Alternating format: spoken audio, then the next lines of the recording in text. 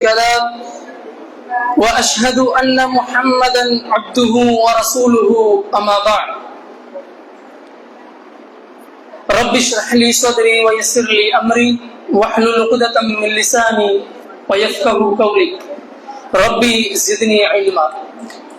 கண்ணியத்திற்குரிய அல்லாஹ்வுடைய நல்லடியார்களே, சகோதர சகோதரிகளே, தாய்மார்களே, நேற்றைய தினம் குர்ஆனும் ரமலானும் அதிலே நம்முடைய நிலையும் என்ற தலைப்பை மையமாக கொண்டு சில செய்திகளை நாம் வரலாற்றுகளிலிருந்து நினைவு கூர்ந்தோம். அதனுடைய தொடர்ச்சியாக இன்றைக்கு புதிதாக சில சகோதரர்கள் வந்திருக்கிறதுனால இன்ஷா அல்லாஹ் அதை ஒரு சின்ன ஒரு சுருக்கமாக ஒரு நினைவுபடுத்தி விட்டு இன்ஷா அல்லாஹ் நாம் அந்த தொடருக்குள்ள இன்ஷா அல்லாஹ் போகணும். இப்ப நேற்றைய தினம் நம்ம என்ன பார்த்தோம்னு சொன்னா, அல்லாஹ் குர்ஆனில் சொல்லக்கூடிய ஒரு வசனத்தை நம்ம என்ன செஞ்சோம், முதல்ல சொன்னோம். ஷஹ்ரு ரமலான் அல்லதி உன்சில ஃபீஹில் குர்ஆன் ஹுதன் லின்னாஸி வ பையினாத்தின் மினல் ஹுதா வல் ஃபுர்கான். இந்த வசனத்தினுடைய புரிதலை நம்ம சொன்னோம். என்ன சொல்லியிருந்தோம்? ரமலான் மாதத்தில் குர்ஆன் இறக்கப்பட்டது அப்படிங்கிற புரிதல் இருந்து என்ன புரிந்துக்கிட்டோம் நேற்று? ரமலானை கொண்டு அல்லாஹ் குர்ஆனை கண்ணியப்படுத்தல, குர்ஆனை கொண்டுதான் அல்லாஹ் என்ன செஞ்சான்? ரமலானை கண்ணியப்படுத்தலாம். இததான் நம்ம நேற்று கொஞ்சம் டீடைல்டா நம்ம பேசுறோம். அதுக்கு சில வரலாற்றுல இருந்து ஒரு 3 முக்கியமான நிகழ்வுகள் சொன்னோம். என்னென்ன டக்குன்னு சொன்னீங்கன்னா அப்படி போயிடலாம், நேரம் குறைவா இருக்கு. குர்ஆன் இறக்கப்பட்டது, முதல்ல குர்ஆன் இறக்கப்பட்டதுதான் ரமலான் மாதத்தில் நடந்த முக்கியமான நிகழ்வு. நோம்பெல்லாம் இல்ல, நோம்பு அது தனி கண்ணியம், சரிங்களா? ஏன்னா குர்ஆன் இறக்கப்பட்டது ரசூல் ஸல்லல்லாஹு அலைஹி வஸல்லம் அவர்களுடைய 40வது வயதில். நோம்பு கடமையாக்கப்பட்டது எப்பன்னு சொன்னா ஹிஜ்ரி 2, கிட்டத்தட்ட 15 வருடங்களுக்கு பின்னால, சரிங்களா? அப்போ முதன்மையாக குர்ஆன் இறக்கப்பட்ட நிகழ்வு. இரண்டாவதாக பத்ர் போர், அதுவும் ஹிஜ்ரி 2 ரமலானுடைய 17ஆம் நாள் அப்படின்னு சொல்லியிருந்தோம். மூன்றாவதாக ஃபத்ஹு மக்கா, சரிங்களா? ஃபத்ஹு மக்கா நடந்தது. ரசூல் ஸல்லல்லாஹு அலைஹி வஸல்லம் அந்த கதீர்ங்கிற இடத்துல அமர்ந்து என்ன செஞ்சாங்க, நோம்பை விட்டாங்க அப்படிங்கிற செய்தி நம்ம சொல்லியிருக்கோம். அதற்கு அடுத்தபடியாக என்ன பார்த்தோம்? கடைசியா நம்ம என்ன பார்த்தோம்? குர்ஆன் இறக்கப்பட்ட வரலாறை பத்தி ஒரு சின்ன, அதாவது ஜிப்ரீல் அலைஹிஸ்ஸலாம் வந்து எப்படி அந்த குர்ஆனுடைய வசனங்களை ரசூல் ஸல்லல்லாஹு அலைஹி வஸல்லம் அவங்களுக்கு சொல்லி கொடுத்தாங்க. அதற்கு இடையில நம்ம குர்ஆனோடு நம்ம எப்படி இருக்கிறோம், இந்த ரமலான் எப்படி நம்ம கழித்து கொண்டிருக்கிறோங்கிறத பத்தி சில உபதேசங்கள்லாம் சொன்னோம். நடுவுல வரலாறு ரீதியா நம்ம பார்க்கும்போது இதைதான் நம்ம சொன்னோம். அப்போ குர்ஆன் இறக்கப்பட்ட வரலாறுங்கிறது மிக முக்கியமான வரலாறு. இப்ப இதுல எனக்கு ஒரு கேள்வி இருக்கு, உங்கள்ட்ட கேட்கணும். என்னன்னா, குர்ஆன் படைக்கப்பட்டதா இறக்கப்பட்டதா? ஏன்னா இது ஒரு புரிதலுக்காக, நீங்க என்ன அண்டர்ஸ்டாண்டிங்ல இருக்கீங்கன்னு தெரியுது. இறக்கப்பட்டதா, படைக்கப்பட்டது இல்லையா? படைக்கப்பட்டதா இறக்கப்பட்டது? நேத்தே நம்ம சொல்லிட்டோம், நுஸுலுல் குர்ஆனே சொல்லிட்டோம். அப்படின்னா என்ன அர்த்தம்? இறக்கப்பட்டதுதான். இப்ப படைக்கப்பட்டது அப்படிங்கிற ஒரு கருத்து பெரும்பான்மையான மக்களுக்கு இருக்கு.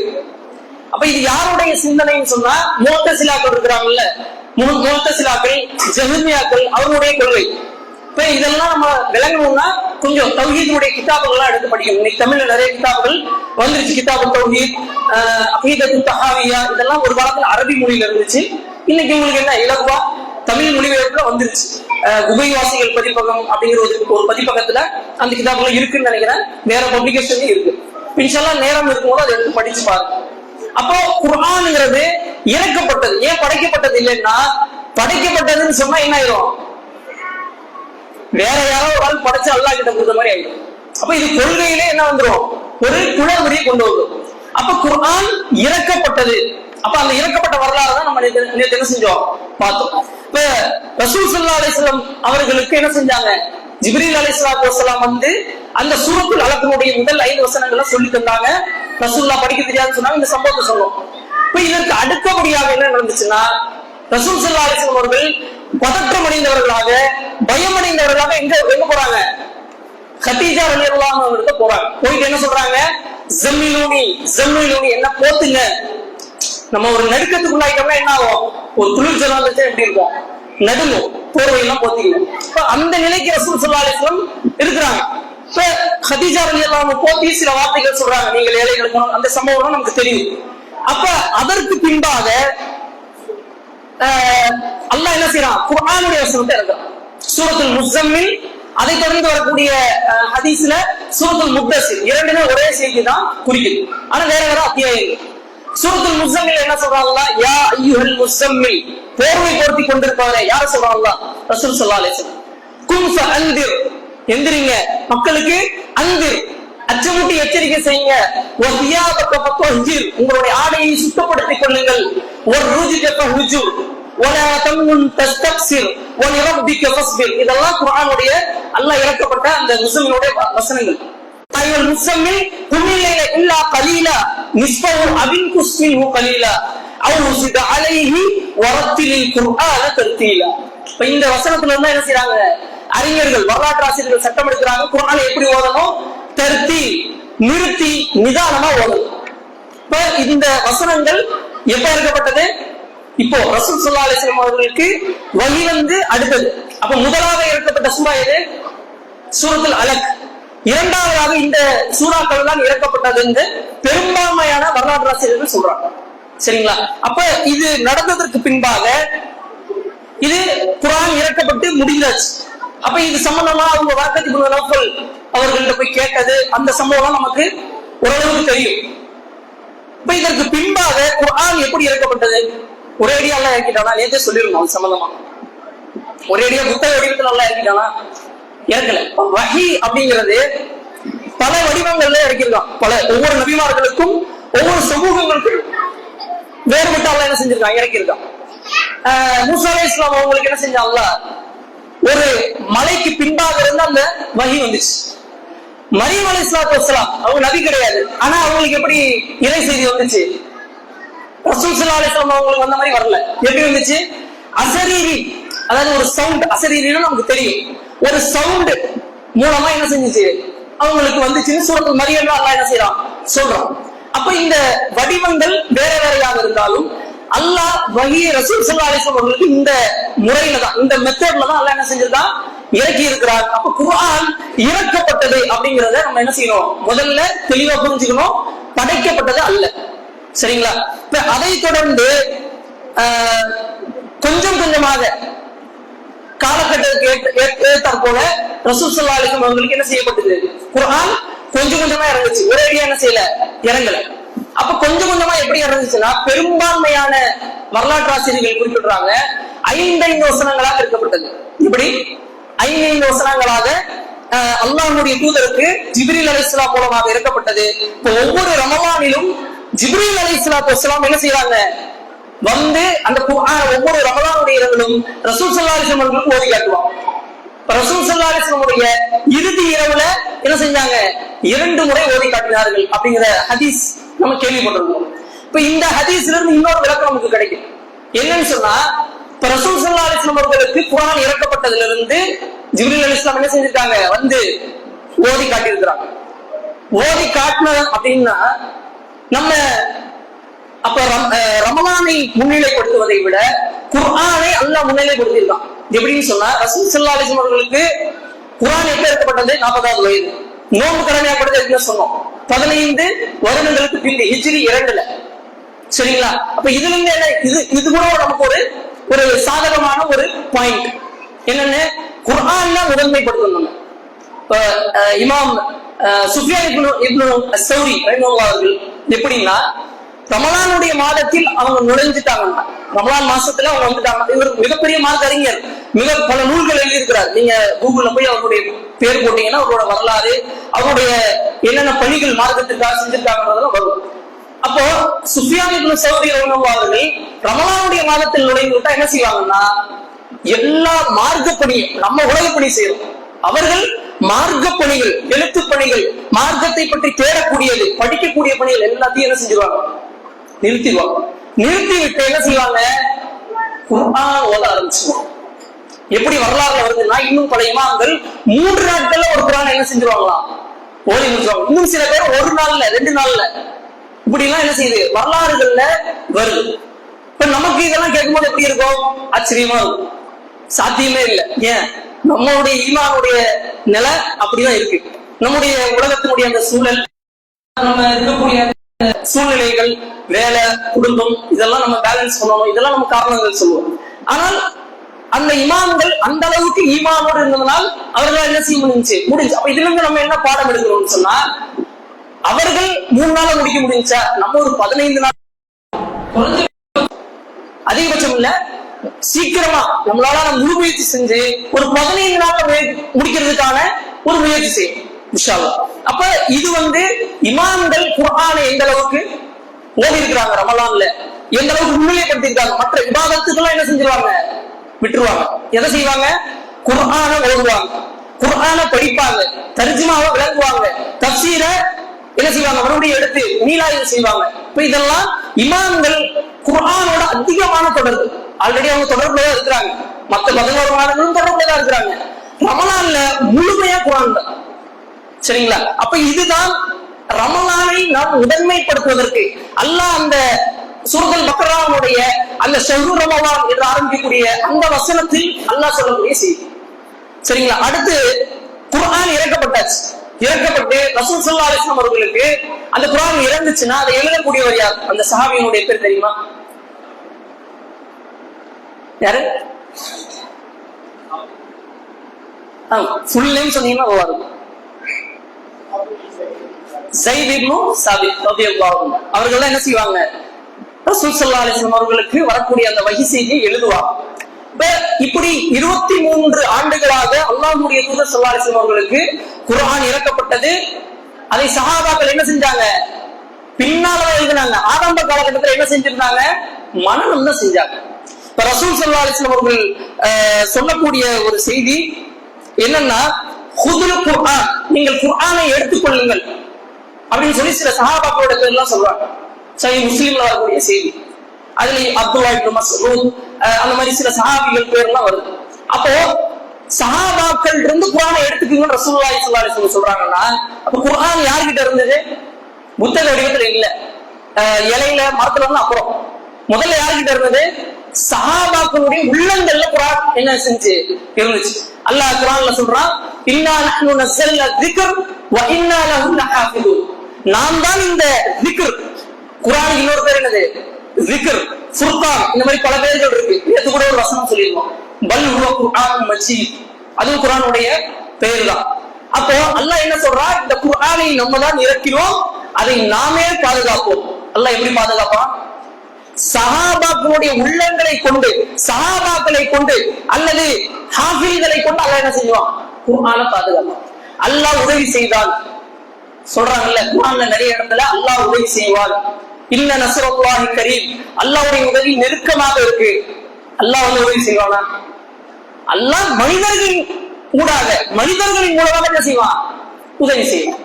அதுபோலத்தான் குர்ஆனை அல்லாஹ் என்ன செய்கிறான்? சஹாபாக்களை கொண்டு பாதுகாக்கிறான். இப்ப அதற்கு பின்பாக குர்ஆன் தொகுக்கப்பட்ட வரலாறு ஆரம்பிக்குது. இப்ப குர்ஆன் தொகுக்கப்பட்ட வரலாறு ரசூலுல்லாஹி ஸல்லல்லாஹு அலைஹி வஸல்லம் அவருடைய வஃபாத்துக்கு பின்னாலதான் அதை பற்றிய சிந்தனையே என்ன செய்யுது? ஏற்படுது. ஏன் ஏற்பட்டுச்சு? அதுல ஒரு முக்கியமான வரலாறு ஒண்ணு இருக்கு. யாருக்கா தெரியுங்களா? அபூபக்கர் சித்திக் ரலியல்லாஹு அன்ஹு குர்ஆனை தொகுக்கிறதுக்கான அந்த ஒரு முன்னெடுப்பு எடுக்கிறார். முதல்ல என்ன செய்யறாங்க? அபூபக்கர் ரலியல்லாஹு அன்ஹு அவர்கள் ஏற்றுக்கொள்ளல. பின்னால அல்லாஹ் என்ன செய்யறான்? ஒரு புரிதலை ஏற்படுத்துறான். பின்னால என்ன செஞ்சாங்க? அபூபக்கர் சித்திக் ரலியல்லாஹு அன்ஹு அவர்கள் ஏற்றுக்கொண்டார்கள் என்று நம்ம வரலாறுல பார்க்கிறோம். இப்ப ஏற்றுக்கொள்வதற்கு முன்பாக குர்ஆன் ஹிஃப்ல் பண்ணிருந்தாங்க. சஹாபாக்கள் என்ன செய்திருந்தாங்கன்னா, மரப்பட்டைகள், கற்பாறைகள், தோள்பட்டைகள், ஈச்ச மரத்தினுடைய அந்த ஓலைகள், இதெல்லாம் என்ன செய்திருந்தாங்க?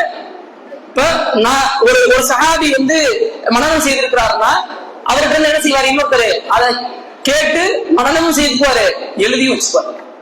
இப்ப இப்படி என்ன செஞ்சாங்க? சஹாபாக்கள் குர்ஆனை என்ன செஞ்சாங்க? எழுத்து வடிவிலும் கொண்டு வருவதற்கு முயற்சி செஞ்சாங்க. ஆல்ரெடி அவங்கள்ட்ட என்ன இருந்துச்சு? குர்ஆன் உள்ளத்துல இருந்துச்சு. அப்போ அதனால் என்ன செஞ்சாங்கன்னா, குர்ஆன் பெரும்பாலும் அதாவது சஹாபாக்கள் உள்ளத்துல இருந்தனால, இந்த போரில் நிறைய ஹாஃபில்கள் கொல்லப்பட்டதனாலும் குர்ஆனை தொகுத்தே ஆக வேண்டிய ஒரு கட்டாயத்துக்கு சஹாபாக்கள் தள்ளப்பட்டாங்க. அதற்கு பின்பாக தான் என்னது குர்ஆனை தொகுப்பதற்காக ஒரு ஸ்டெப் எடுக்கப்பட்டு அதற்கு ஒரு அமீர் தலைவராக யார் நியமிக்கப்பட்டார் அந்த குழுவுக்கு அவர் சொன்னாரு. அவரே தான் அவரு யார சொன்னாரு? குர்ஆன் வஹி எழுதக்கூடிய நபித்தோழருடைய பேர் சொன்னாரா இல்லையா? யாரு? ஸைத் இப்னு சாபித் ரலியல்லாஹு அன்ஹு. அவர்களை தான் அபூபக்கர் சித்திக் ரலியல்லாஹு அவர்கள் குர்ஆனை தொகுப்பதற்கான அந்த குழுவிற்கான தலைவராக நியமிக்கிறார். அவங்க தான் என்னது அதுக்கான அமீர். ஏன்னா அவர் தான் வஹி என்ன செஞ்சிருக்கிறாரு, ஆரம்பத்துல இருந்து எழுதியிருக்கிறார். இது அபூபக்கர் ரலியல்லாஹு அன்ஹுடைய காலத்துல ஒரு முதல் பதிப்பு, அதாவது முதல் காப்பி, ஃபர்ஸ்ட் காப்பி அவருடைய காலத்துல தான் என்ன செய்யப்பட்டது, தொகுக்கப்பட்டது. அதற்கு பின்பாக உமர் ரலியல்லாஹு அன்ஹுடைய காலத்துல பெரும்பாலும் அந்த குர்ஆன் தொகுக்கப்பட்டதற்கான ஒரு வரலாற்று ரீதியான நிகழ்வுகள் பெரும்பாலும் இல்லை. அதுக்கப்புறம் மூன்றாம் கலீஃபா யாரு?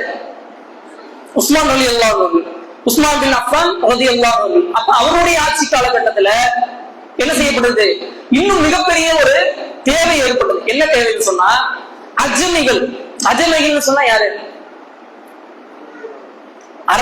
அரபு மொழியை தாய்மொழியாக கொள்ளாதவர்கள். அதாவது அவங்க பெர்த் லாங்குவேஜ் அரபி கிடையாது.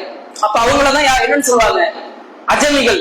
ஐயாமுல் ஜாஹிலியா காலத்துல அந்த அஜமிகளை அந்த அரபிகள் எப்படி நினைப்பாங்கன்னா, ஆடு மாடை விட கேவலமானவங்கள நினைப்பாங்க. இன்னைக்கும் சில அந்த மார்க்கம் புரியாத சில மக்கள்கிட்ட நீங்க என்ன செய்யலாம், சில அரபுகள்கிட்ட அந்த பழக்கத்தை பார்க்கலாம். அப்போ அஜமிகள் என்ன செய்யறாங்கன்னா, பெரும்பாலும் நீங்க பழைய அரபி நூட்கள் அல்லது ஃபர்ஸ்ட் காப்பியான குர்ஆன்ல நீங்க எடுத்து பாத்தீங்கன்னா ஹரக்கத் இருக்கு. ஏன்னா அரபு மக்கள்கிட்ட ஹரக்கத்துங்கிற ஒரு வழக்கமே கிடையாது. அரபு மொழியில நம்ம இன்னைக்கு பாக்குற குர்ஆன்ல இருக்கக்கூடிய ஃபத்ஹா, கஸ்ரா, லம்மா இந்த மாதிரியான ஹரக்கத்துகளே கிடையாது. அப்போ இது எதற்காக அவர்கள் உண்டாக்கினாங்கன்னு சொன்னா, அஜமிகள் குர்ஆன் என்ன செய்ய ஆரம்பிச்சிட்டாங்க, தவறான முறையில் ஓத ஆரம்பிச்சிட்டாங்க.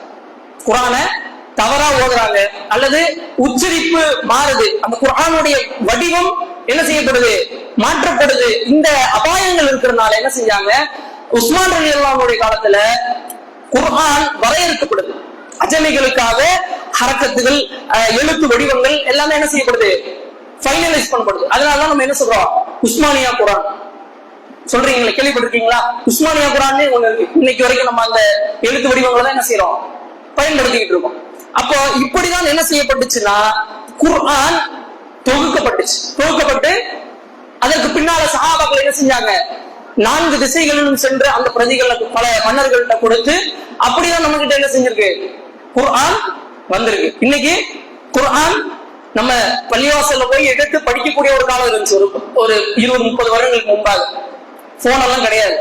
இன்னைக்கு போனை எடுத்தாலே என்ன செய்யலாம், நீங்க ஒரு 2:182 அடிச்சீங்கன்னா என்ன வந்துடும், வசனம், தஃப்சீர், அதோட வரலாற்று ஆசிரியர் இப்னு அப்பாஸ் ரலியல்லாஹு அன்ஹு யார் சொல்றா, எல்லாமே என்ன வந்துடும், தமிழ்ல வந்துடும்.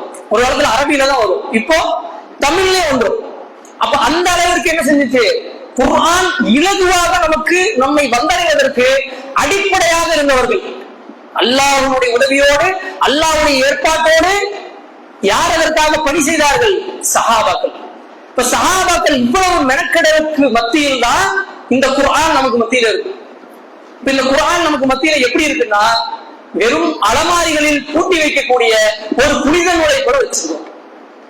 மற்ற வேதங்கள் எல்லாம் சொல்றாங்கல்ல, இது புனித வேதம், இவர் தொடலாம் அவர் தொடக்கூடாது சொல்றாங்களா இல்லையா? அது மாதிரி நம்ம குர்ஆன் என்ன செய்யறோம்னா ட்ரீட் பண்றோம். அதாவது அந்த மாதிரி நம்ம குர்ஆனை அணுகிறோம். ஆனா குர்ஆன் அப்படிப்பட்டதா கிடையாது. இப்போ தொழுகையில இமாமத் பண்றதுக்கு என்ன தகுதி, தொழுகையில் இமாமத் பண்றதுக்கான தகுதி என்ன, குர்ஆன் அதிகமா தெரிஞ்சிருக்கும். 2 பேர் சரிசமமான அளவில் குர்ஆனை தெரிஞ்சிருந்தாங்கன்னு சொன்னா அதுல தீன் யாருகிட்ட இருக்கோ அவரை என்ன செய்யலாம், நம்ம முன்னிலைப்படுத்தணும். இப்ப இதுதான் இமாமத் பண்றதுக்கான தகுதி. அப்ப குர்ஆன் தான் ஒரு முஸ்லிமுடைய அடிப்படையாக இருக்கு. அல்லாஹ்னா யாருன்னு எதுல நம்ம பார்த்து தெரிஞ்சுக்கிட்டோம், படித்து தெரிந்து கொண்டோம், குர்ஆன்ல தான். ஒரு முஸ்லிம் அல்லாதவர் அல்லாஹ்வை பற்றி தெரிந்து கொள்ள வேண்டும்னா எதை பார்க்கணும், எதுல படிக்கணும், குர்ஆனை தான். ஒரு மொழி ரீதியான சவால், ஒருத்தர் அரபி மொழியை விட இந்த குர்ஆன் பொய்யானது என்று நிரூபிக்க வேண்டும் என்று சொன்னால் அதற்கான அதை முறியடிக்கக்கூடிய ஆதாரங்களே எதுல இருக்கு, குர்ஆன்லயே இருக்கு. அல்லாஹ்வே சொல்றான், ஃபஅது பிசூரத்தின் மின் மிஸ்லி வதஉ ஷுஹதாஅக்கும் மின் தூனில்லாஹி இன் குன்தும் ஸாதிகீன். நீங்கள் உண்மையாளர்களாக இருந்தால் இந்த குர்ஆன்ல இருக்கிற மாதிரி ஒரு வசனம் கொண்டு வாங்க. அல்லாஹ் சொல்றான். சவால், ஓபன் சேலஞ்ச். இதுவரைக்கும் யாரும் என்ன செய்யல, முறியடிக்க முடியல. ஆனா சேலஞ்ச் அக்செப்ட் பண்ணாங்க. யாரு? ஐயாமுல் ஜாஹிலியால இருந்த அந்த மக்கள், அரபு கவிதைகள்ல புலமை பெற்றவர்கள். எப்படின்னு சொன்னா, மக்காவில் இருக்கக்கூடிய அந்த கஅபத்துல்லாவில் சபா முஅல்லகாத்துன்னு சொல்லுவாங்க, 7 தொங்கவிடப்பட்ட கவிதைகள் கேள்விப்பட்டிருப்பீங்க. அப்ப அந்த கவிதைகளை எழுதக்கூடிய அளவிற்கு, கவிதைகள் மூலமாக பெருமை தேடக்கூடிய அளவுக்கு இருந்தவங்க அந்த மக்கள். இப்ப அந்த மக்கள் என்ன செஞ்சாங்கன்னா முயற்சி பண்ணாங்க, இந்த சவாலை நான் எடுத்துக்கிறேன். ரசூல் ஸல்லல்லாஹு அலைஹி வஸல்லம் அவர்களை எதிர்க்கக்கூடிய மக்கள் என்ன செஞ்சாங்கன்னா, அல்காரியா மல்காரியா சூரா நமக்கு தெரியும், அது மாதிரி ஒரு சூறா என்ன செஞ்சாங்க, உருவாக்குறதுக்கு முயற்சி செஞ்சாங்க. அல்ஃபீல் மல்ஃபீல் இப்படி எல்லாம் என்ன செஞ்சாங்க, யானை என்ன என்னன்னு தெரியுமா, அது எப்படி இருக்கும் தெரியுமா, அதற்கு தும்பிக்கை என்ன செய்யும், நீளமா இருக்கு, இந்த மாதிரி அது. ஆனா அவங்களுக்கே விளங்கிடுச்சு என்னது, இது மாதிரி ஒரு வார்த்தையை, ஒரு வசனத்தை என்ன செய்ய முடியாது, கொண்டு வர முடியாது என்று அந்த அரேபிய மக்கள், கவிதை புலமை மிக்க அந்த மக்கள் என்ன செஞ்சாங்க, விளங்கிக்கிட்டாங்க. அதனாலதான் என்ன செஞ்சாங்க, இஸ்லாத்துக்குள்ள எல்லாரும் வந்தாங்க. அதுவும் ஒரு காரணம், பல காரணங்கள் இருக்கு. இதுவும் என்னது, மொழி ரீதியான ஒரு காரணம். அப்ப அந்த அளவிற்கு குர்ஆன் கண்ணியமிக்கதாக, யாரையும் யாருடைய சவாலுக்கும் பதிலளிக்கக்கூடியதாக இருந்திருக்கிறது. ஆனால் இன்றைக்கு அந்த குர்ஆன் என்னுடைய உள்ளத்தில் எவ்வளவு மனநம் இருக்கு. இந்த ரமலான்ல என்னால குர்ஆனை ஓத முடியல, எல்லாம் சரி, குர்ஆன் இறக்கப்பட்ட வரலாறு ஓகே, தொகுக்கப்பட்ட வரலாறு ஓகே. இப்ப நான் ரமலான்ல குர்ஆன் ஓத முடியல, என்ன செய்யறது, என்ன வழி அதுக்கு? குர்ஆனை எனக்கு ஓத முடியல அப்படின்னு நம்ம என்ன செய்யறோம், பல காரணங்கள் அதுக்கு நம்ம சொல்றோம். அப்ப அதுக்கு சில குர்ஆன் ஹதீஸ் ரீதியாக அல்லது சில மனிதன் என்ற அடிப்படையில சில காரணங்கள் இருக்கு. சில விஷயங்கள் நம்ம சொல்றோம், உங்களுக்கு எது பொருத்தமானதோ அதை எடுத்துக்கணும் இன்ஷா அல்லாஹ். அப்போ குர்ஆனை இந்த ரமலான்ல நம்ம ஓதணும்.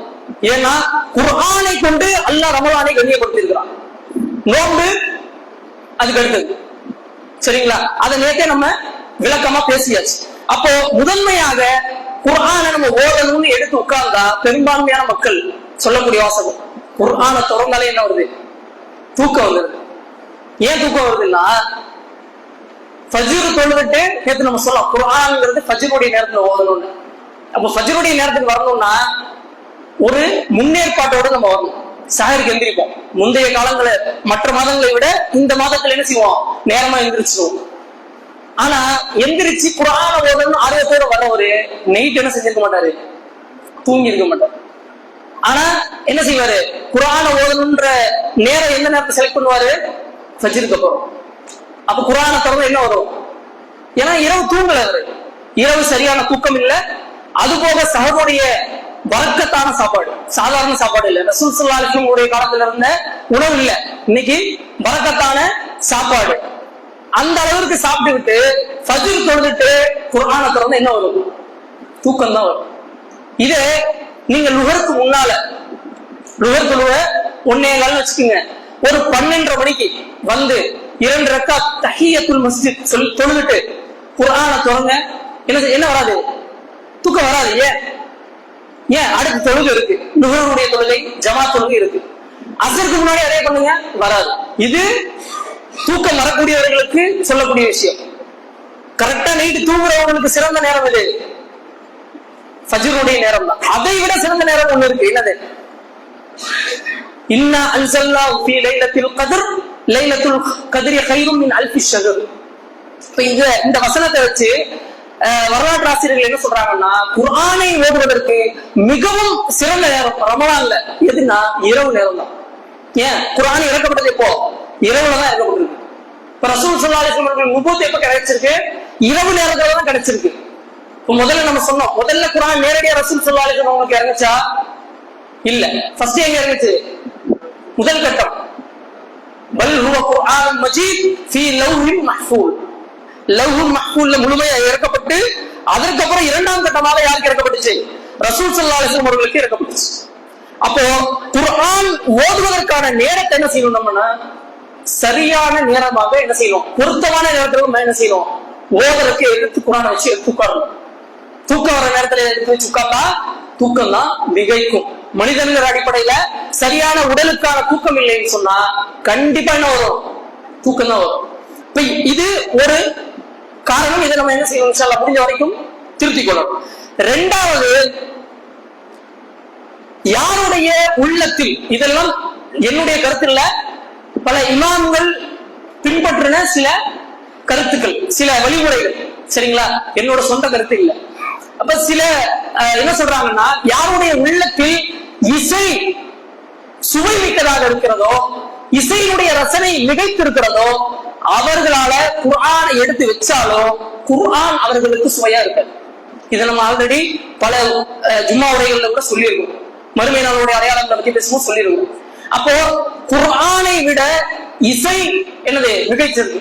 இன்னைக்கு நிறைய பேர் என்ன செய்வாங்கன்னா, ரமலானுடைய மாதம்னு சொல்லி ரமலான் எத்தனாவது நோம்பு, 10வது நோம்புன்னு போட்டு அதுக்கு பேக்ரவுண்ட்ல என்ன ஓடுனா ஏதாவது ஒரு பாட்டு மியூசிக்கோட ஓடும், சரிங்களா. அப்போ இது எந்த நிலையில ஒரு ஸ்டேட்டஸ்ல வச்சிருப்பாருன்னா நோம்பு வைத்த நிலையில். ஆனா அவர்கிட்ட நீங்க நல்லா கவனிச்சு பாத்தீங்கன்னா, அல்லாஹ் பாதுகாத்த மக்களை தவிர பெரும்பான்மையான மக்கள்கிட்ட என்ன இருக்காது, திலாவத்துல் குர்ஆன் இருக்காது, குர்ஆன் ஓதுறது இருக்காது. ஏன் இருக்காதுன்னு சொன்னா, ஏன் அந்த சிந்தனை வரலன்னு சொன்னா, இசை அவர்களுடைய உள்ளத்துல என்ன செஞ்சிருக்கு, ஆதிக்கம் செலுத்துது. இப்ப இசை இருந்துச்சுன்னு சொன்னா குர்ஆன் என்ன செய்யாது, வராது. நீங்க இசையை விட்டுட்டு குர்ஆனை எடுத்து வச்சு ஓதி பாருங்க, நிச்சயமா என்ன செய்யும், குர்ஆனுடைய அந்த சுவை உங்களுக்கு விளங்கிடும். அதுக்கப்புறம் என்ன செய்ய மாட்டீங்க, இசையை விட்டுருவீங்க, குர்ஆன் என்ன செய்ய மாட்டீங்க, விட மாட்டீங்க. இன்னொன்னு தவறான புரிதல் மக்களுக்கு மத்தியில ஒண்ணு இருக்கு. என்னன்னா, இப்ப இந்த ஷஹ்ரு ரமலானுக்கு இன்னொரு பேர் இருக்கு. என்னன்னா ஷஹ்ருல் குர்ஆன், கேள்விப்பட்டிருக்கீங்களா? இப்ப இந்த பேரை வச்சுக்கிட்டு என்ன செய்யறாங்கன்னா, ரமலான்ல மட்டும் குர்ஆன் ஓதுவாங்க. சில மக்கள் குர்ஆன் ஓத தெரியும், எப்ப ஓதுவாங்க, ரமலான்ல மாத்திரம். அந்த 30 நாள் அல்லது 29 நாள் முடிஞ்சிச்சுன்னா என்ன செய்வாங்க, திரும்பி குர்ஆனை எடுத்து அலமாரியில வச்சுருவாங்க. வச்சு அதுக்கு ஒரு லாக் வச்சிருப்பாங்க, லாக் பண்ணிடுவாங்க, அவ்வளவுதான். அப்போ இப்படி தவறான புரிதல் நம்ம என்ன செய்யக்கூடாது, இருக்கக்கூடாது. பழமையா நம்ம ஒரு குறைவான எண்ணிக்கையில ஒரு ஆயத்துகளோ அல்லது பக்கங்களோ ஓதிக்கிட்டு இருக்கோம் அப்படின்னு சொன்னா, ரமலானுடைய காலத்துல என்ன செய்யணும், குர்ஆன் தான் பிரதானம் என்ற அந்த நிலை இருக்கக்கூடிய காலத்தில் குர்ஆனை என்ன செய்யணும், இன்னும் அதிகமா ஓடும். அதான் அதுக்கான அந்த ஷஹ்ருல் குர்ஆன் அப்படிங்கிறதுக்கான விளக்கம், சரிங்களா. அப்போ இசை இருந்தாலும் என்ன செய்யாது, குர்ஆன் நம்ம ஓதலுக்கு அது மிகப்பெரிய ஒரு தடையா இருக்கும். மூன்றாவது, கிராத்தை மட்டும் முன்னிலைப்படுத்தி குர்ஆனை என்ன செய்யக்கூடாது, ஓதக்கூடாது. ஏன்னா குர்ஆன்ங்கிறது வெறுமனே அழகா ஓதுறது கேட்கிறது ஓகே, இது முதல் ஸ்டெப், கேட்கிறது. அதை விட மிக முக்கியமான ஸ்டெப் என்னன்னு சொன்னா, சில மக்கள் நம்ம பார்க்கலாம், அவங்களுக்கு நம்ம ஏதாவது ஒரு கிராத் கேட்டாங்கன்னா, இமாம் அப்துல் ரஹ்மான் சுதேஸ், மிஷாரி ராஷித், தாஹா ஜுனைத், அப்புறம் யாசிர் தோசரி, இந்த மாதிரி நிறைய காரிகள் இருக்கிறாங்க. எல்லாம் போட்டு கேட்டாலும் பை வேற யாராவது புதுசா இருக்கிறாங்களா, வேற யாராவது அப்படின்னு கேட்பாங்க. அப்ப இத்தனை பேர் ஓதுனது குர்ஆன் தான். இவர்களோட அழகா ஓதுறதுக்கு ஆள் வரலாம், ஆனா அவர்கள் மையமாக கொண்டிருக்கிறது வெறும் கிராத். வெறும் கிராத்து இருக்க வேண்டும், ஆனால் என்ன செய்யணும், அதை விட முன்னிலைப்படுத்த வேண்டியது குர்ஆனுடைய புரிதல், குர்ஆனுடைய வாசகங்கள், குர்ஆனுடைய திலாவத், குர்ஆன் அதுல எந்த முறைப்படி மஹ்ரஜ் படி ஓத வேண்டுமோ அதை என்ன செய்யணும், நம்ம முன்னிலைப்படுத்த. கிராத் இருக்கிறது இன்னும் கூடுதல் சிறப்பு, சரிங்களா. அப்போ கிராத்தை செகண்டரியா வச்சுக்கணும். குர்ஆன் ஓதுறத, குர்ஆனை சரியான அடிப்படையில் தஜ்வீத் முறைப்படி மஹ்ரஜ் முறைப்படி ஓதுவதை முதன்மைப்படுத்தணும். இப்ப அடுத்தபடியாக நிறைய மக்கள்கிட்ட இன்னைக்கு இருக்கக்கூடிய விஷயம் என்னன்னா, நேரத்தை நம்ம சொன்னோம், குர்ஆன தனியாவும் மார்க்கத்தை தனியா, அதாவது உலக வாழ்க்கை தனியா பிரிச்சுட்டாங்க. இப்ப குர்ஆன் அப்படிங்கிறது ஒட்டுமொத்த இந்த மனித சமூகத்திற்கான ஒரு வழிகாட்டு. லா ரைப ஃபீஹி ஹுதல் லில் முத்தகீன், இது எல்லாருக்கும் என்ன செய்யும், நேர் வழி காட்டும். அதை எடுத்து என்ன செய்யணும், நம்ம படிக்கணும். ஆனா இன்னைக்கு ஒரு முஸ்லீமுடைய வாட்ஸ்அப் ஸ்டேட்டஸ் நீங்க எடுத்து பாத்தீங்கன்னா என்ன வச்சிருப்பாரு, அதிகமா குர்ஆன் வசனம்லாம் இருக்கு, வெறும் தத்துவங்கள் தான் இருக்கும். முயற்சி உடையார் இகழ்ச்சி அடையார். நீங்க இதை நல்லா உண்மையா நேர்மையா சிந்திச்சு பாத்தீங்கன்னா முயற்சி செய்யறவங்க இகழ்ச்சி அடைகிறாங்களா இல்லையா? இது தத்துவம். முயற்சி செய்யறவங்க எல்லாருமே வெற்றி பெறாங்களா? எல்லாருமே பாராட்டு பெறாங்களா? கிடையாது. அப்போ தத்துவங்கள், அந்த தத்துவங்கள் உண்மை கிடையாது. உண்மைக்கு நெருக்கமா இருக்கிற மாதிரி ஒரு தோற்றம் இருக்கும், ஆனா உண்மை கிடையாது. அப்போ தத்துவங்களை விட குர்ஆனுடைய வசனங்களை என்ன செய்யணும், நம்ம முன்னிலைப்படுத்தும். இப்ப இதெல்லாம் நம்ம உள்ளத்துக்குள்ள சரியா இல்லாததுனால என்ன செய்யுது, குர்ஆன் ஓதுவது நமக்கு மிகப்பெரிய ஒரு பாரதூரமான விஷயமா இருக்கு. முதல்ல என்ன சொன்னோம், பொருத்தமான நேரம் ரமலான்ல, அது குறிப்பா ரமலானில் நேர நிர்வாகம்னு தனியா பேசணும். ஏன்னு சொன்னா இந்த குர்ஆன் ஓதுறதுக்கு இன்னொரு மிக முக்கியமான 2 விஷயங்கள் இருக்கு, தடையா இருக்கிறது. இதெல்லாம் வழிகள். தடையா இருக்கிறது இன்னும் 2 விஷயங்கள் இருக்கு. என்னன்னு சொன்னா, முதல்ல சாப்பாடு. என்னன்னு சொன்னா சாப்பாடு, மிதமிஞ்சிய சாப்பாடு யாருடைய வயிற்றுல இருக்கோ அவர்களால சிந்தனை செய்ய முடியாது. வகுப்புலேயே ஆசிரியர்கள் நம்ம சின்னதுல சொல்லி நம்ம கேட்டிருப்போம். நீங்க டாக்டர்கிட்டயே போய் கேட்டாலும் அவங்கள அதை சொல்லுவோம். ஏன்னா குர்ஆன்ல இருக்குன்னு சொன்னா பெரும்பாலும் நம்ம என்ன செய்வோம், குர்ஆன்ல அது இருக்கும் அப்படின்னு விட்டுருவோம். டாக்டர்னு சொன்ன டாக்டர் சொல்லிட்டாரா அப்போ ஓகே அப்படின்னு. அப்போ சாப்பாடு அளவான அடிப்படையில் இருக்கும். நம்ம என்ன சொல்றோம், சஹருக்கு இனிமே சாப்பிட போறது இல்லைங்கிற அளவுக்கு சஹர் சாப்பாட சாப்பிட்டுறது. அடுத்து என்ன செய்யறது, மகரிப் எதிர்பார்க்கிறது. அடுத்து என்னது, இஃப்தார்ல ஒரு பெரிய ஒரு போர்க்களம் நடக்கும். அளவா சாப்பிடுறது தவறு இல்லை, நம்ம பசியில தான் இருக்கிறோம், அது மனிதனுடைய இயல்பு தான், பலகீனம் தான். ஆனா ஒரு லிமிட் அதுக்கு நமக்கு தெரியும், நம்முடைய உடலமைப்பு தகுந்த மாதிரி இவ்வளவுதான் லிமிட் தெரியும். இதுக்கு மேல சாப்பிட்டா மகரிப் தொழுகையில நிக்க முடியாது. சில பேர் நல்லா சாப்பிடுவாங்க, மகரிப கஷ்டப்பட்டு தொழுதுருவாங்க, இஷாக்கு பாத்தீங்கன்னா என்ன செய்ய மாட்டாங்க, அவங்கள பார்க்க முடியாது, கியாமுல் லைலுக்கும் பார்க்க முடியாது, அடுத்து இஃப்தாருக்கு தான் அவங்கள நீங்க பார்க்கலாம். அப்ப இப்படி மிதமிஞ்சிய உணவு இருக்கும்போது என்ன ஆகும்னா கியாமுல் லைல் தொழுக முடியாது, குர்ஆன் என்ன ஓதப்படுதுங்கிறத என்ன செய்ய முடியாது, காது கொடுத்து கேட்க முடியாது. நீங்க மனனம் செய்த சூறாவே ஓதுனாலும் அதை என்ன செய்ய முடியாது, சிந்திக்க முடியாதுங்க. இங்க என்ன ஆயிடுச்சு, ஃபுல் ஆயிடுச்சு, மூளை மந்த நிலைக்கு போயிடுச்சு. அப்ப மிதமிஞ்சிய உணவு வந்துருச்சுன்னா என்ன செய்ய முடியாது, குர்ஆன் கியாமுல் லைல ஓதுறதும் கேட்க முடியாது, நம்மளும் குர்ஆன் என்ன செய்ய முடியாது. சொன்னோம்ல ஆல்ரெடி, சாறு வச்சுட்டு குர்ஆன் ஏன் ஓத முடியல, அதிகப்படியான உணவு. பெண்களுடைய நிலையை நீங்க எடுத்துக்கிட்டீங்கன்னா ரமலானில் மிகவும் கஷ்டப்படுறவங்க யாருன்னா பெண்கள் தான்.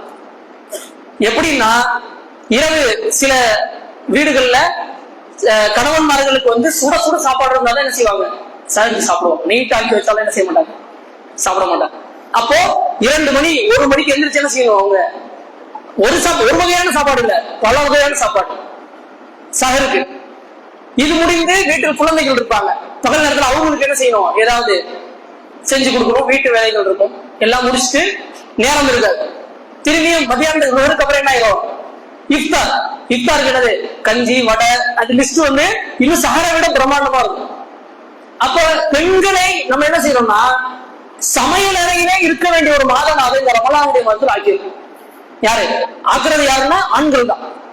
இப்ப நம்ம உணவு கம்மி பண்ணோம்னா யாருக்கு நேரம் கிடைக்கும், வீட்டில் இருக்கக்கூடிய பெண்களுக்கு நேரம் கிடைக்கும். அவங்க என்ன செய்யலாம், குர்ஆனை ஓதலாம், அல்லது ஓத தெரியாட்டி கற்றுக்கொள்ளலாம், குர்ஆனை எடுத்து படிக்கலாம், தொழுகையில் ஈடுபடலாம், இன்னும் இரவு தொழுகையில நீளமாக என்ன செய்யலாம், தொழ முடியும், சிந்தனை செய்ய முடியும். இப்ப இது உணவு மிகப்பெரிய ஒரு தடை. இதை பத்தி நீங்க பேசணும், இன்னும் பேசிட்டே இருக்கலாம். அப்ப நான் சுருக்கமா சொல்லியிருக்கிறேன். இரண்டாவது தூக்கம். தூக்கம் வந்து போதுமான அளவு இருக்கும். ஒரு மனிதனுக்கு சராசரியா ஒரு 6 to 8 மணி நேரம் ஒவ்வொரு உடல் இதுக்கு வடிவமைப்புக்கு தகுந்த மாதிரி, அவருடைய உடல் உழைப்புக்கு தகுந்த மாதிரி என்ன ஆகும், மாறும். ரமலானுடைய காலத்துல இன்னும் நம்ம என்ன செய்யலாம், குறைச்சிக்கலாம். ஏன்னா அந்த 1 மாத காலம் தான் என்ன செய்ய போறோம், நம்ம முழிச்சு காலத்துக்கு செய்ய போறோம். அப்ப இந்த தூக்கம் என்ன இருக்குன்னா, சஹர் முடிச்சுட்டு என்ன செய்யறாங்க, போய் அந்த போர்வைக்குள்ள போய் படுக்கிறவர் தான். அடுத்து என்னது, லுஹர் இல்லைன்னா அசரு இல்லைன்னா அடுத்த இஃப்தார் தான். நேற்று நம்ம சொல்லிருந்தோம், சஹர் டு இஃப்தார் இங்க எடுத்தாருன்னா அங்கதான் என்ன செய்வாரு, விழிப்பார். அப்ப இதுக்கு நடுவுல இவர் எதுக்கு நோன்பு வச்சாரு, இமாம்களுடைய பத்துவா நீங்க எடுத்து தேடி படிச்சு பாருங்க. இமாம்களுடைய பத்துவா என்னன்னா, யார் ஒருவர் நோன்பு வைத்த நிலையில் தொழாதவனாக இருக்கிறானோ அவனுடைய நோன்பு பாத்தில், அவனுடைய நோன்பு ஏற்றுக்கொள்ளப்படாது. அல்லாட்ட யாருக்கு வேண்டி நோன்பு வச்சிருக்கிறாரு? அல்லாஹ்க்கு வேண்டியா? நம்ம வயிறோ பசியோட இருக்கிறனால அல்லாஹ்வுடைய தரஜா கூடிருமா? அல்லது சாப்பிட்டா அல்லாஹ்வுடைய தரஜா இன்னும் இறங்கிடுமா? எதுவும் கிடையாது. அல்லாஹ்வுடைய ரிஸ்க் கூடவும் செய்யாது, குறையும் செய்யாது. ஆனா என்ன செய்யறாங்க? நோன்பு வைத்த நிலையில் தூக்கம், நோன்புனாலே தூக்கம். அதுக்குதான் நேற்று நம்ம முதல்ல என்ன செஞ்சோம், அந்த வரலாறுடைய சம்பவம் எல்லாம் சொல்லிட்டு, இது பலகீனத்துக்கான மாதம் கிடையாது. சஹாபாக்கள் என்ன செஞ்சிருக்காங்க? நோன்பு வைத்திருக்கிறார்கள், முதல் நோன்பு வைத்தவர்களாக பத்ர் போரில் கலந்து கொண்டார்கள், வெற்றியும் பெற்றார்கள். ஃபத்ஹு மக்காவும் நடந்தது அதே ரமலானுடைய மாதத்தில். பல வருடங்கள் கழித்து ஃபத்ஹு மக்காவையும் நோன்பு வைத்த நிலையில் சஹாபாக்கள் செஞ்சாங்க, போயிருந்தாங்கன்னு பார்த்தோம். அப்போ இந்த பலமிக்க மாதங்கிற சிந்தனை முதல்ல வரணும். அதற்கு அடுத்தபடியா இந்த குர்ஆன் ஓதக்கூடிய வழிமுறைகளை என்ன செய்யணும்? நம்ம கடைபிடிக்கணும். உணவை அளவோடு நிறுத்திக் கொள்ளணும், தூக்கத்தை அளவோடு வைத்துக் கொள்ளணும். இப்ப இதெல்லாம் இருந்துச்சுன்னா ரமலானில் குர்ஆன் முதன்மைப்படுத்தப்படும். குர்ஆன் நம்முடைய உள்ளங்களில் அல்லாஹ் நாடினால் அதை பாதுகாப்பான், அதற்கான விளக்கத்தை நமக்கு தருவான். அப்ப இந்த ரமலான் ஒரு மாறுபட்ட ரமலானாக இருக்க வேண்டும், குர்ஆனோடு தொடர்புள்ள ரமலானாக இருக்க வேண்டும், குர்ஆனை விளங்கக்கூடிய ரமலானாக இருக்க வேண்டும், குர்ஆனை படிக்கக்கூடிய ரமலானாக இருக்க வேண்டும், குர்ஆனை பல முறைகள் ஓதி முடிக்கக்கூடிய ரமலானாக இருக்க வேண்டும். இப்படிப்பட்ட ரமலானாக இந்த ரமலானில் முதல் 10 முடிந்திருக்கு. இன்னும் 20 நாட்கள், சரியா 20 நோன்புகள் இருக்கு. லைலத்துல் கத்ருடைய இரவை ரசூல் ஸல்லல்லாஹு அலைஹி வஸல்லம் அவர்கள் தேட சொல்லி இருக்கிறார். அப்ப இந்த 20 நாட்களில் நம்ம முயற்சி செய்தால், ஒரு குர்ஆனை ஓத தெரிந்தவர் முயற்சி செய்தால் 3 முறைக்கு மேல என்ன செய்யலாம்? தாராளமா குர்ஆனை ஓதி முடிக்கலாம். அதே போல இமாம் ஓதக்கூடிய அந்த ஜுஸ்கள் என்ன செய்யணும்? நம்ம முன்னாடியே எடுத்து ஒரு கிளான்ஸ் ஒரு தடவை ஓதி பார்த்துட்டு வந்தா இன்னும் இந்த கியாமுல் லைல்கள் நமக்கு மந்த நிலை இல்லாம ஒரு தெளிவோடு என்ன செய்யலாம்? நம்ம இந்த இரவு தொழுகையில் ஈடுபடலாம். அப்படிப்பட்ட குர்ஆனோடு தொடர்பு படுத்தக்கூடிய ஒரு சிந்தனையை, ஒரு உடல் ஆரோக்கியத்தை, ஒரு உள்ள உறுதியை அல்லாஹ் தஆலா உங்களுக்கும் எனக்கும் தந்து இந்த ரமலானில் அதிகமாக குர்ஆனை ஓதக்கூடிய மக்களாக, குர்ஆனை நம்முடைய வாழ்க்கையிலும் செயல்படுத்தக்கூடிய மக்களாக அல்லாஹ் இந்த ரமலானிலிருந்து உங்களையும் என்னையும் ஆட்சியை அன்புரிவானாக. ஹதா மா இன்தி வல் இல்மு இன்தல்லாஹ் வ கூலு கௌலி